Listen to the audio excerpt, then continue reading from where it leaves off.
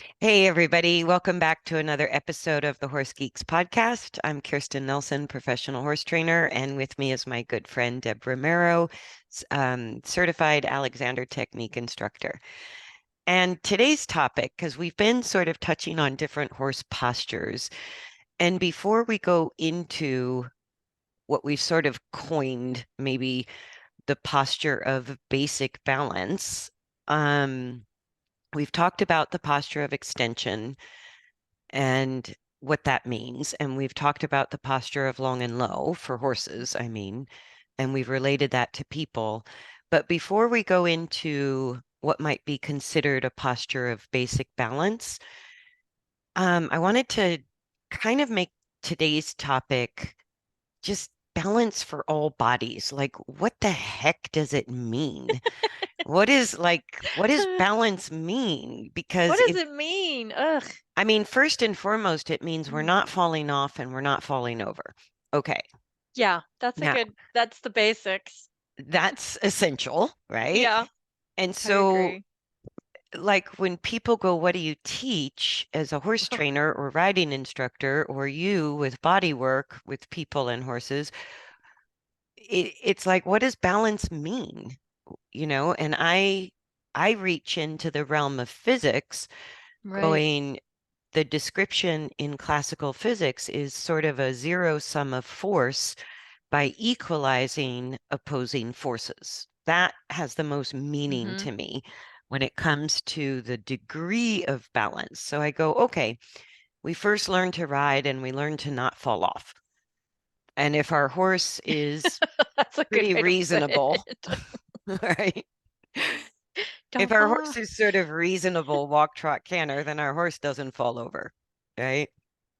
And but to really equalize, like if we think of a three-dimensional body, and even if we split that body into sort of what we would consider the mind, mental, emotional components, and the physical movement and the physical component, I go, there's three different aspects of a body: mental, emotional, physical, and a three-dimensional body, left, right, Right, front, back, up, down. right. Yeah, I that's what go, was so hard to teach anatomy when I was teaching is everything's printed material. It doesn't give you that 3D picture of it all.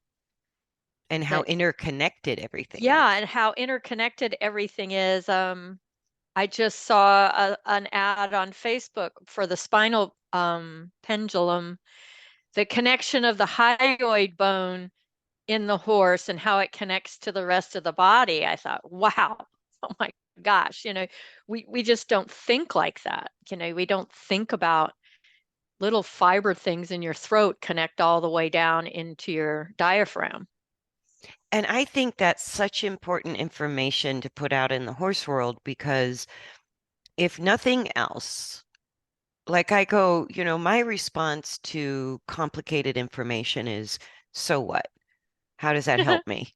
How does You that know, help me? how does That's a that good help point. me? What am I going to do when I ride my horse to encourage proper use of the of that bone, hyoid bone, Right. right? First of all, it's not even skeletally attached. It's surrounded by muscle in the human and the horse. And so to me, I could almost get into, and I've seen this happen with people who do go deep into the anatomy and the mechanics of the body, Hmm. is at the end of the day, there's this paralysis of analysis, Good point. or it becomes a manipulation of the body, True. thinking Yeah. if I push this bone here or stack that bone there or get them in Right. this posture or that posture by any means necessary, then voila, I have Everything's perfect perfect. mechanics, right? Let me know when that happens. And it's kind of like trying to do the Alexander technique. It's in that process of thought of thinking you have to do and be something that gets you to stiffen, over tighten, all of that instead of just finding like a simple game, like you're standing on your feet. Where am I on my feet? Do I feel like I'm more on my heel? Do I feel like I'm more on my toes or one foot or another? That to me is more global than thinking it's a place to be, or it has to look a certain way. It has to be a neutrality that you can, if a bear was chasing you, you could get up and run, is pretty much what I say. Are all my joints open and available? I've said that in many podcasts. That little tape runs through my head all the time when I'm riding. Am I tightening somewhere? Right. And Yeah.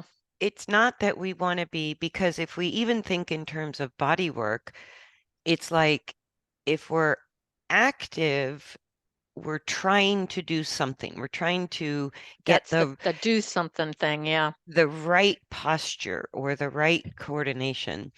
And if we're not doing something, we're passively getting a massage or a chiropractic treatment, or doing that to our That's horse, interesting saying, thought. sort of put it back in place for me. Right. And I go Right. an in-between place. And that to me is what balance is like we have this nervous system, right? So are we using it well or are we using it poorly? I Right. agree. So, and we have this body, we have this inherent mechanical design of anatomy, whether it's a human anatomy or horse anatomy. So, without having to know every detail, are we using it well or are we Mhm. using it poorly? And Mhm. how do we know the difference? That Right. that is the big question. For me, it's just pure curiosity. If we stay in the thought of being curious about what we're doing and how we're doing it, then we're open to adaptations. Right. And I think staying curious, like the number one question I ask myself is, what am I feeling? Mm, Because feelings, and we can go into what that means, because feelings can describe an emotional state. true. What we think can affect our emotional state, which is related to feelings, but feelings can be a tactile sensation through the skin, right? Our sense of feel, our sense of touch. So feelings, no matter how we're describing them or where we're experiencing them, feelings are how we perceive forces, Right.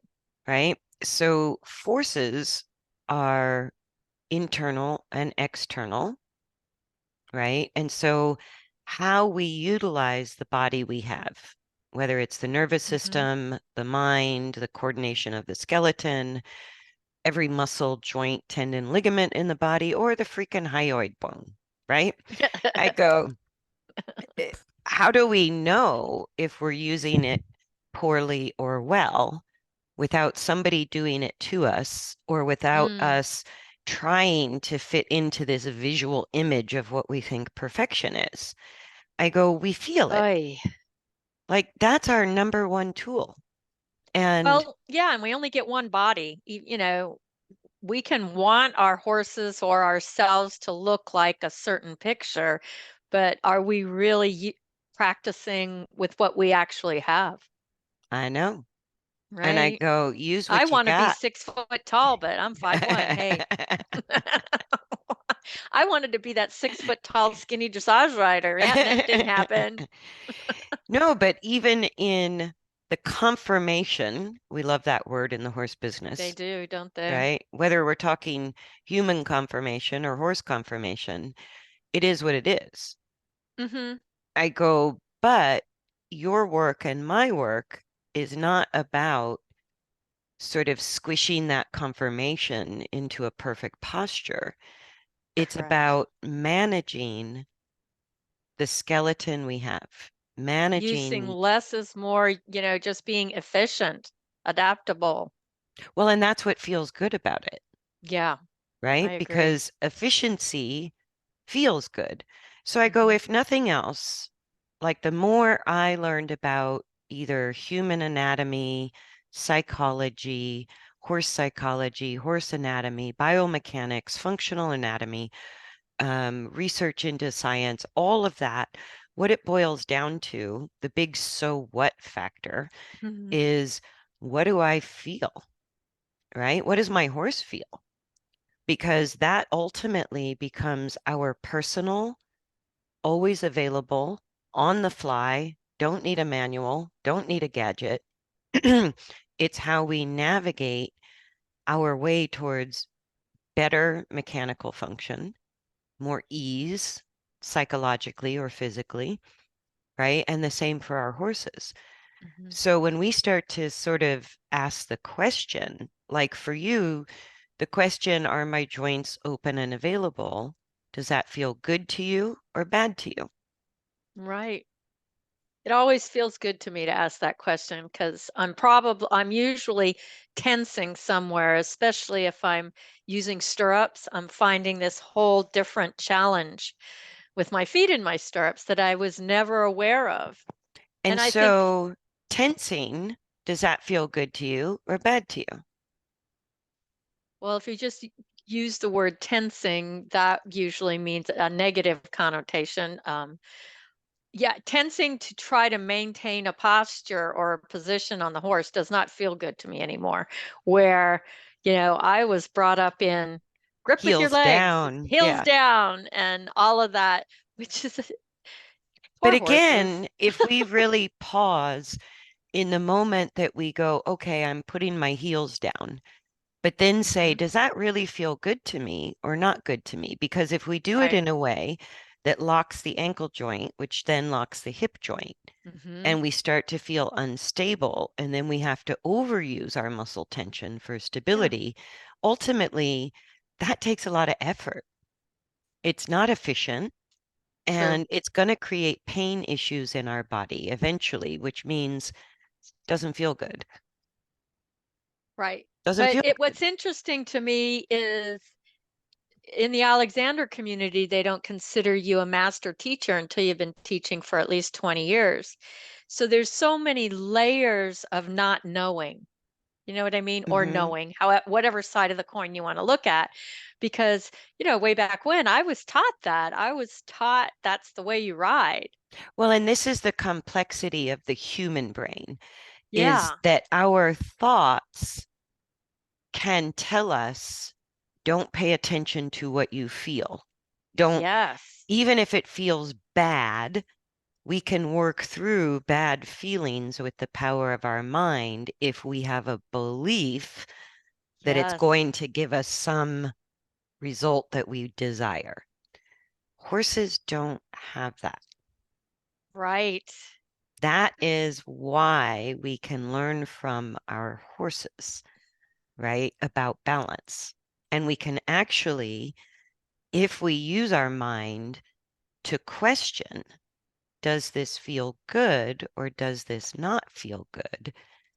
Then instead of our body following our mind learns to work more cohesively with our body. Or that I think we've talked before about how, at least in the body working community, there's people that are completely disconnected. Oh, yeah, that's, I would say, the general population. Oh, okay. I guess I live in my geeky little world here. No, But and I do too, because whenever I'm yeah, working with, especially like adult beginners with horses, the first most important layer of the work is getting back in touch with what we feel, right? So a lot of times, and it's very common in the horse world to encourage this override. Don't let the horse right, know you're afraid. Well, how are you supposed to do that? Right? So feeling afraid doesn't feel good, whether it's a horse or a human. But right. instead of working with that feeling, we're told use your brain to override that bad feeling and do it anyways. It'll get How's that better working for after you? that. Yeah. You can just, I can just see Don't it. forget your helmet. Yeah. I can just, I can see it. I actually had a lesson with a client um, at the mounting block. She had an accident at the mounting block. So getting her to even approach, we had to take an hour of working through all of her fears, doubts, anxieties of just getting up on the mounting block. Yeah. And a lot of But you have to times take that time to address what's coming up for you. And like you that's said, how you authentically work through it. yeah. Absolutely.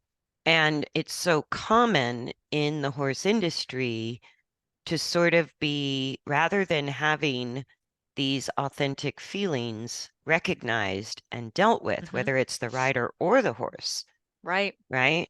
We want to use the mental capacity to Mm. ignore, suppress, override, dismiss, whatever, saying it's not important what we feel. But whether it's an emotional feeling or because if we override our emotional feelings, we're actually also shutting off our physical feelings. Like we have a harder time perceiving, say, a horse that's about to buck comes as a big surprise to us if we've shut off our feelings, starting with the emotions. It's going to affect Mhm. our physical, tactile ability to gather information. And it's a proven physical fact. We've talked about it in a podcast a long time ago that if we're shutting those muscle receptors down, there's no information that's going from the skeletal system, musculoskeletal system to the brain. It's shut down. It won't work. Yeah.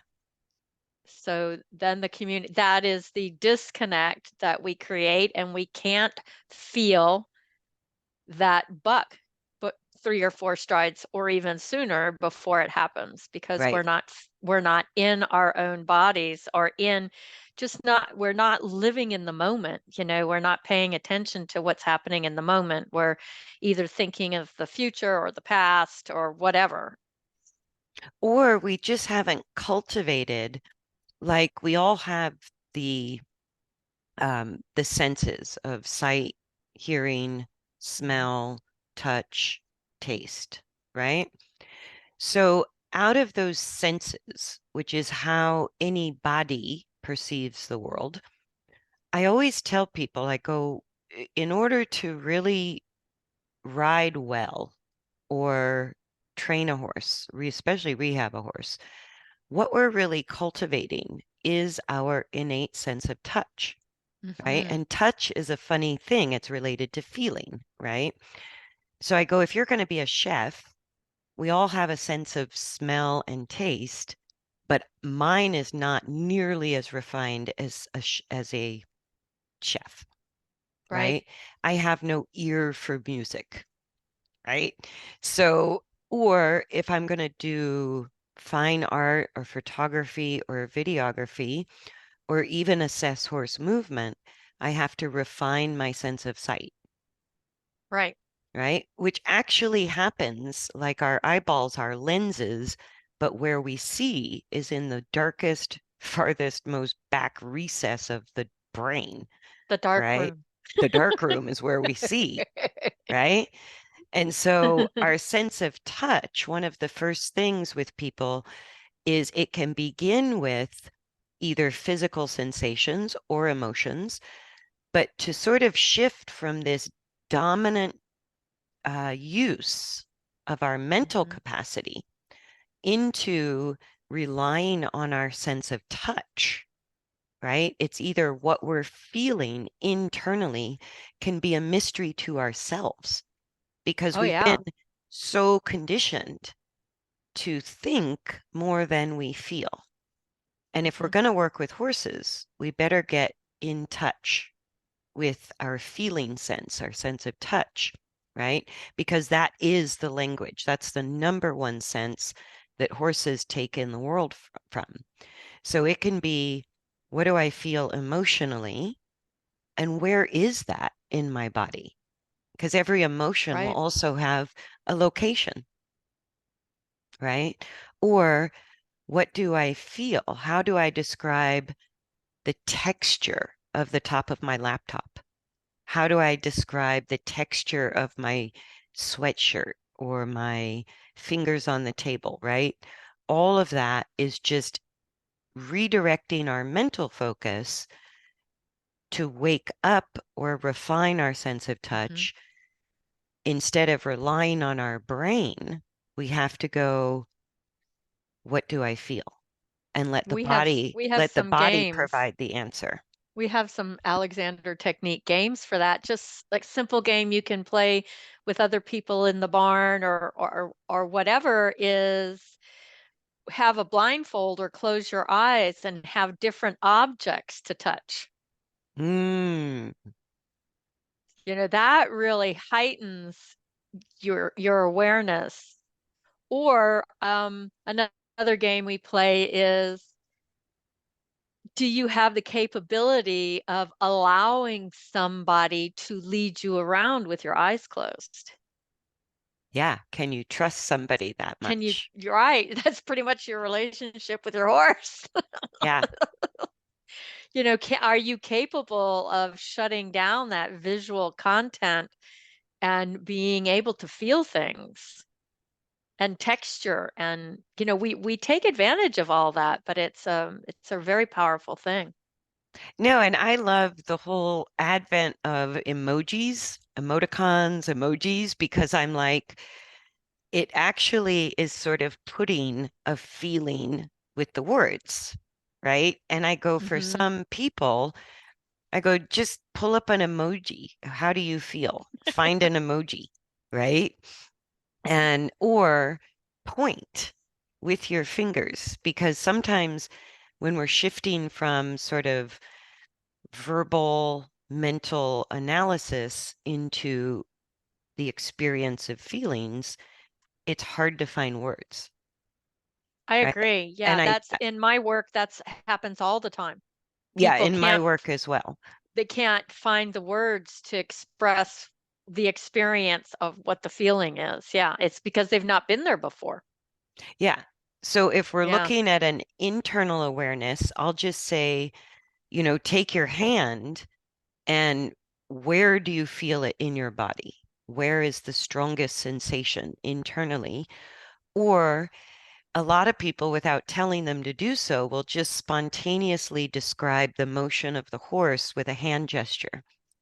Interesting. It feels like this, and they make a Oh, little okay, now wave I with get their it. hand, or it feels Bebop. like this, right? Oh, Or it feels like interesting. this. And so, like, I know on Int the podcast platforms, you can't see what I'm doing, but it's like the hand goes up and down, or the hand waves, or sometimes, cycle hands around each other.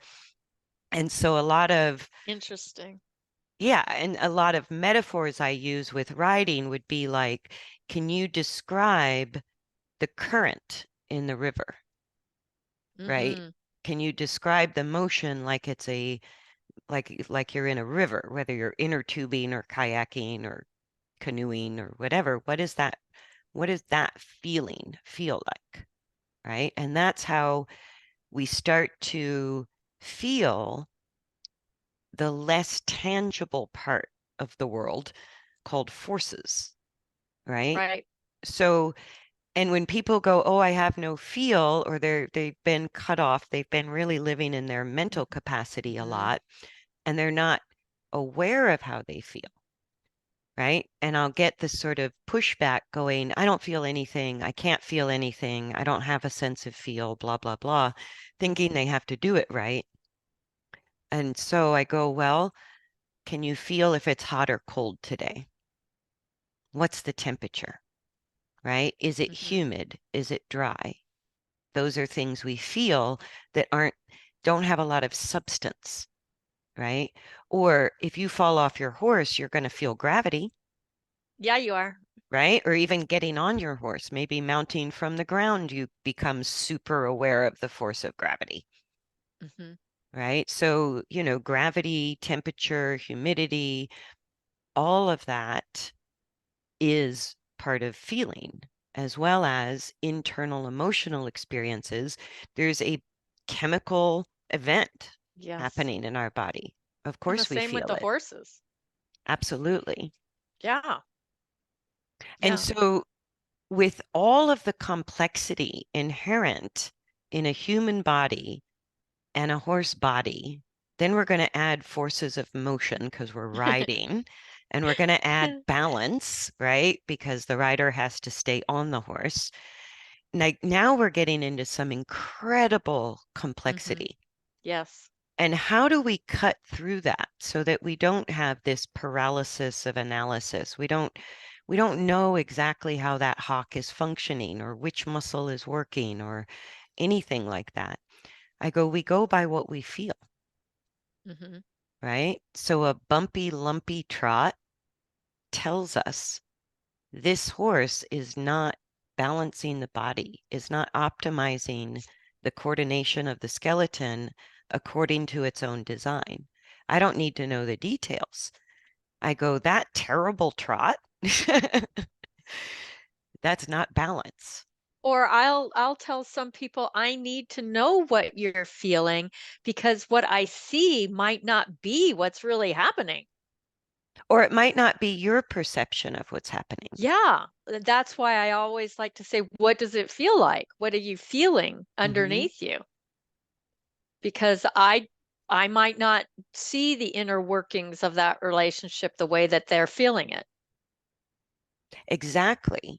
But we all do recognize sort of what feels good from what doesn't feel good.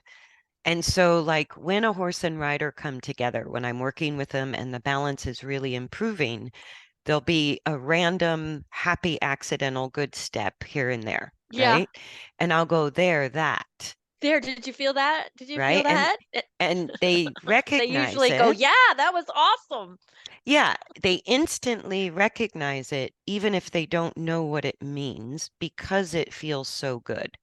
Hmm. And so I'll say, did that feel good or bad? Felt good. What felt good about it? Or could you describe what it felt like? And I'll always get some kind of verbal description back or even a hand gesture that's like smooth, Hmm. hovercraft, no force, easy, gentle, like things that are describing this equalization of forces. So instead of scattered forces that are bumpy, lumpy, crazy, hard to ride, it's like going from, a choppy day on the ocean to a very calm lake. Yeah, I go, so that the choppy ocean, rough conditions, is a mismanagement of forces because the body is not coordinated in its most ideal use. And right. every step we take towards ideal mechanical use, it balances the forces that we feel, which minimizes the force we experience, right? So when we Mhm. equalize opposing forces, the sum is zeroed. It Yeah, zeroes out. I like that. It to me, it's the word always to me is neutral. There's no push pull going on Yeah, there's no anywhere. rocking, There's right, jolting, right. bouncing. Yeah. Yeah. And so I go, if we know the result of good mechanics, we can literally feel our way there. Yes. And I go, that's what set me freaking free Hmm. of, what I call the fatal diagnosis of not enough talent, bad personality, right? Unfortunate body shape. Thanks. I go, so okay, I'm not a 6 foot long-legged dressage rider. Doesn't mean I can't balance effectively, beautifully, Exactly. right? And my horse that once had a horrible bumpy trot and canter can improve that with the same conformation, Yeah. right? The movement can be improved because the balance can be improved, Yes. right? And And this, that's what it's kind of like the whole theory of less is more. I say to people, what is the least amount of effort you have to use to do that task? mm, The least amount of effort, because we're raised in a society that everything should be, you should be busy and work is hard and all of that language around it. What makes it easy? What makes it the least amount of effort you have to do? And that's where we can turn the power of our minds Mhm. towards benefiting our body rather Yes. than the power of the mind overriding the Mm, intelligence of the body or getting the mind what it wants at the expense of the of the well-being body. of the Yeah. body. That's happening everywhere, in the horse world and human world. Yeah, and horses do not have the mental capacity to override feeling bad, right? So What if does that mean? they, Say, explain that. like humans, can override feeling bad because of our complex brains and our ability to think into the future. So we can do Okay. things like the whole decade where everybody, took on the belief of no pain, no gain. Right. That's a good one. That's a very human construct, Yeah. right? I'm with the horses. No pain, no pain. We like no pain, right? But if we're really mentally driven, we can override a fear response or a Hmm. pain in our bodies, thinking it's going to get us something greater on the other side. Wow. Horses, as soon as they hit a certain threshold of pain or discomfort, oh, they let you know. One way Co- or the other. Cooperation ceases, and we call that a behavioral problem, or they go lame. They do their Right. best until the body just can't do it anymore. And by lameness, I mean an obvious deviation of movement. That's And technically what we call a painful lameness. look But at how many diagnoses of kissing spine we're getting these days. I mean, neck arthritis, neck spinal arthritis, arthritis. all of these things Mhm. are, we've got to look at, are we the cause? Well, basically, if we get on our horse and we feel unstable in the saddle, when we struggle on a horse that has a bad walk, what we call a bad walk, a bad trot, or a bad canter, whether it's too fast and the horse can't slow down, or the horse has no forward energy, really lethargic, or it's just a bumpy ride that Hmm. sucks. I go, all of that tells you this horse is mechanically dysfunctional. Doesn't mean the horse is falling over. The horse can do the job, can go on the trail ride, do the show, do the test, give us what we want. Hmm. But the harder it is for us to ride, or the more effort we have to put into controlling the horse's movement or controlling our own ability to stay in the saddle, that's the information that tells us our horse is not balanced. Our horse has very poor mechanical use of the body, which is going to directly affect the behavior and the use of the mind because the more unstable the horse feels, the more fear they feel Right. And we do too. We just maybe cut that relationship off. until we're 80, right? Then you can't get away from it Yeah, then the fear is like knocking at your door. Yeah. because that fear of falling becomes a whole lot more real as humans age. And that's the central nervous system talking to the brain saying, this ain't right. Look out. We're out of balance. You Yes. need to do something about that. And that's that what, your work with horses, mine with people, that's what this is all about. So you don't get there. Yeah. So that doesn't happen. No, and it's not to say like changing coordination. When you work with people, when I work with people, when I work with horses, the process of changing coordination towards something more ideal can feel Oh disorienting. yeah. There's some fear thresholds that have to really Yep. be respected.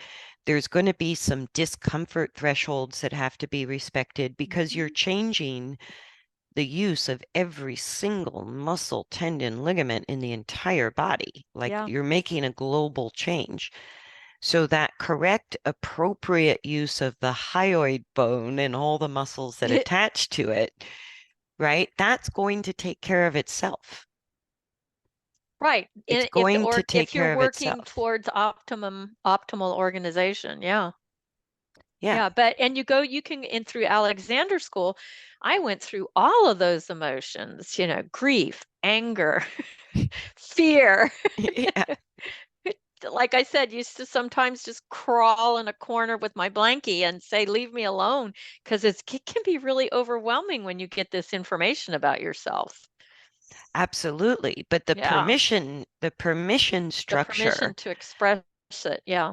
yes. Or like you said, taking an hour with a rider who has a past fear of just getting on the mounting block. Hmm. I go, it can take easily an hour, if not Right. several hours, to really work through that in small doses. And so the quicker way to get things done is to suppress the feelings or override them with our mind.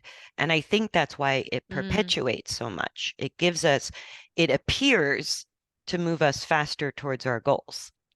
it appears. I like that word. It That's a good word. appears Appears. until you fall in the hole that you left behind. Or Yeah. you can't walk the next day, or Yeah. Or your horse gets worse over time instead of better. Or you get more fearful over time instead of less fearful, or you right? drive harder. That to me is always the one thing that's a red flashing light to me is when somebody says try harder, push harder. To me, it should be less is more. Yes. Less is better. Less muscular effort is better. Because if we know nothing else about optimizing the use of the body and the mind, all this correct biomechanics, blah, blah, blah, the one thing we can say about it is it's efficient. It's efficient, It's and efficient. it's kind of like in the barn all the time. I see this with people that they're very careful and thoughtful when they're picking up a bale of hay. But are they using that same practice when they're sweeping, when they're feeding, when they're putting the bridle on? I mean, because those are the moments that are so repetitive. Um, Getting in and out of a car, all of those places are the perfect place to practice as far as I'm concerned. Well, and we have an option to make changes before it matters. Yes. Once there's pain, pain is the red flag that the Hmm. body sends to the mind that says, you better change now. Like you have run out of coping ability to And you do know this. what's interesting about that, and it's happened to you with your quote unquote knee problem, Oh, yeah. i- is wherever the symptom is may not be the cause. You really have to do self exploration. The same thing we have to do with our horse, to really go through all different curiosities and challenges to figure it out. Yeah. And I'm putting a note on my list that I think we really need to do a podcast about the concept of tensegrity. I Okay. think that's very, very important to talk about as a model for how bodies work because the tensegrity model, it's just kind of a phrase that was coined by Buckminster Fuller that sort of squished together the words tensile Mm-hmm. integrity, Mm-hmm. right? And that's how bodies operate is a change of tension through all the soft structures is what allows the body to adapt while the Mm-hmm. skeleton remains stable and in a good coordination. It's the soft tissues that are doing the adaptation. And Exactly. a dysfunctional body means we're adapting the skeleton, which causes either too much or too little tension in the muscle. And that will lead to pain Right. or a And sense of dysfunction. Yep. or a sense of instability that brings Mm-hmm. fear because it's not the Yep. way the body's meant to work. So I put a note that we should do a podcast on Okay, tensegrity. we can do that. But before we talk about sort of the posture of basic balance, because we've gone over the posture of extension, which is where the horse's back is pushing down, the hindquarters are disengaging, the neck muscles are shortening, and the neck, bones, and skull can either be going upward and backward or forward and backward, like over curling the neck. Both of those neck uses are possible when the horse Mm-hmm. drops the back.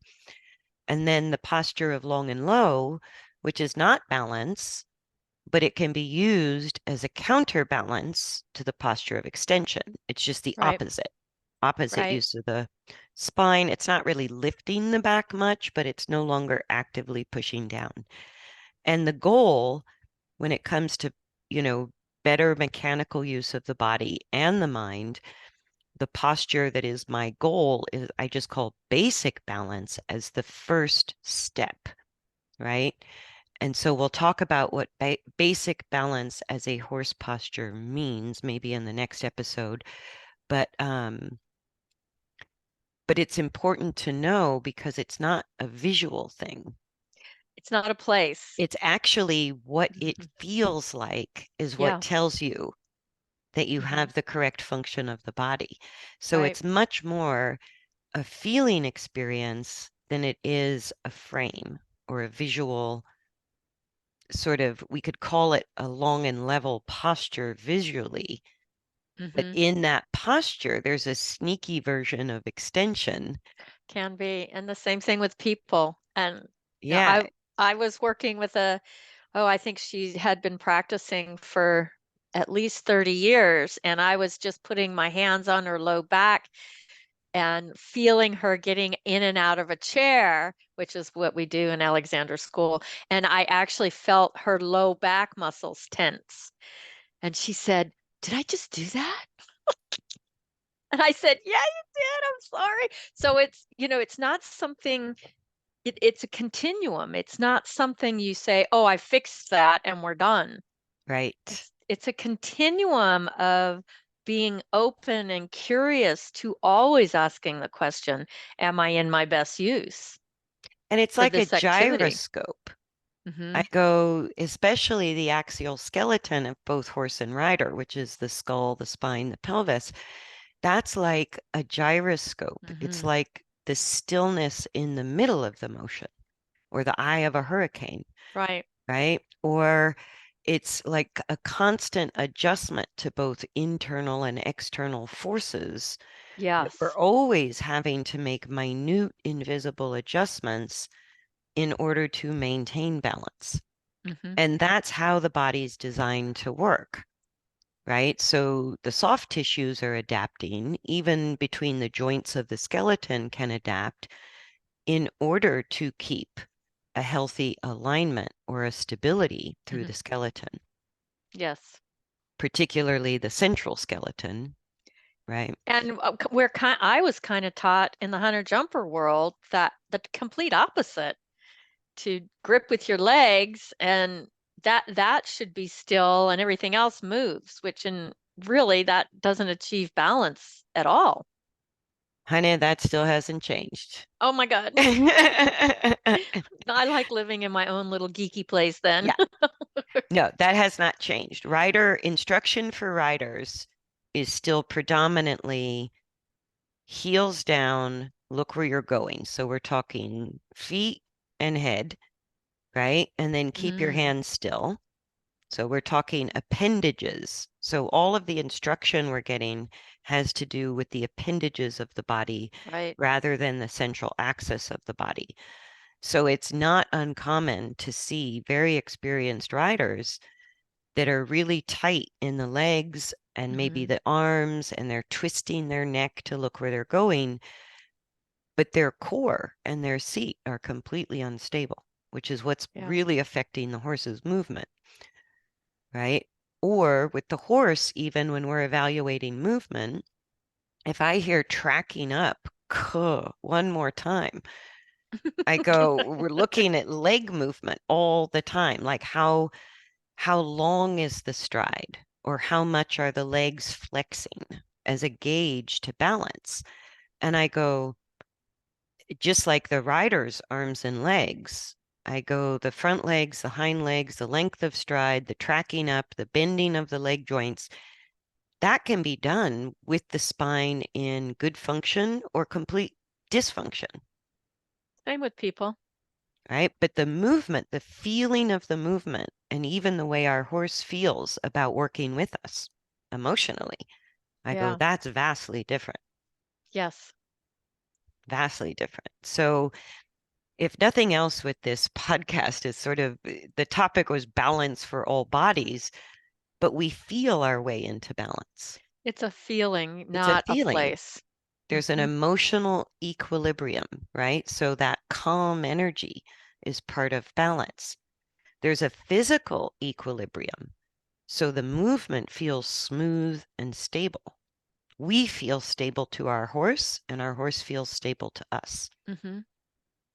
And so, Yeah. if nothing else, I mean, we can take deep, deep, deep dives into the details of human and horse anatomy. But I go, so what? What are you going to do about it? Right. You got what you got. It's not really even in your control through your aids or your techniques or your maneuvers, because it's a level of complexity Hmm. that goes beyond manipulation. Right. Just when you think you're containing the body on one side, it's squirting out someplace that you didn't notice, Yeah. And right? Or it's not a place. It's just it's like this constant moving object. yeah, it's a constant adjustment, Hmm. right? And that's why I use the analogy. It's like getting your sea legs. You're Yeah. never still on that boat because the ocean never stops, right? Exactly. So you're constantly, in order to maintain stability, standing on a boat, especially in rough conditions, like if you watch Deadliest Catch, right? Those guys are in really rough conditions on an ocean, and yet they can maintain their stability enough that they can move around, do their job, and not get thrown overboard or even fall over, right? But that is the force management of balance. Yes. Good analogy. Yeah. And it doesn't matter if they're tall or short or fat Mm-mm. or thin Just or little use or what you big. got the best y- you can. Use what you got, right? Even the sailors with one wooden leg, they still There got you go. They can sailing. still balance. Our classic pirate, right? Wooden Yeah. leg, one eye, hook for a hand, Yep. doesn't matter. No. Yeah. So let's wrap it up there. And thanks everybody for joining us. Thank you for your comments. Welcome to all the new subscribers, both on the podcast platforms and YouTube. And we love the comments. If there's anything you would like us to discuss or talk about or questions you have, please put it in the comments and we will get to it. Yes. Yes. So to all you horse geeks out there, see you later. See you next time. Bye. Bye.